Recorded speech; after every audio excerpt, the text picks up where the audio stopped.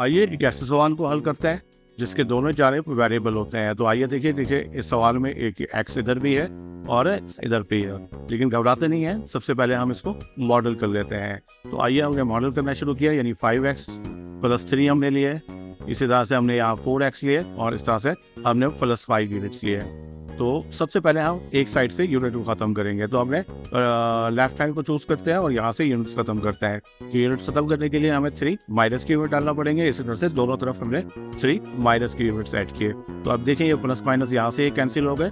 तो अब हमारे पास सूरत ये है कि एक तरफ तो हमारे पास 5x बचे हैं, दूसरी तरफ 4x और 2 के जो है यूनिट्स बचे हैं। तो आइए सबसे पहले हम 4x को ख़त्म करते हैं। तो 4x को ख़त्म करने के लिए हमने इस साइड भी 4x लिए और दूसरी तरफ भी 4x लिए।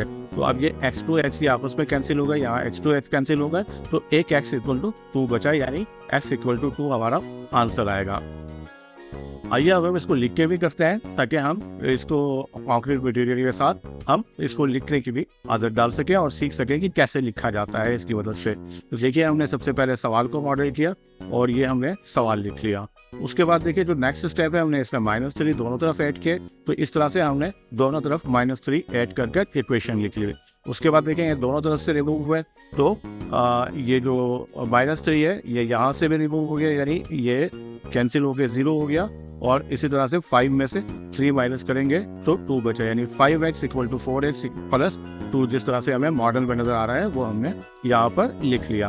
अब हम क्या करेंगे कि x को हमने खत्म करना है, यानी 4x दोनों तरफ ऐड करना है। 4x देखें दोनों तरफ हमने ऐड किए, तो इस तरह से हम यहाँ वर्ड में भी लिख लेंगे, यानी 4x हमने दोनों तरफ ऐड किए। तो इस साइड का जो 4x है, अब आप देखेंगे 0 हो रहा है, यानी प्लस के हैं और माइनस के हैं। तो आइए हम ऊपर से भी रिमूव कर लेते हैं मॉडल में से। अब जो कुछ भी मॉडल में बचा है वो लिख लेंगे, यानी x = 2।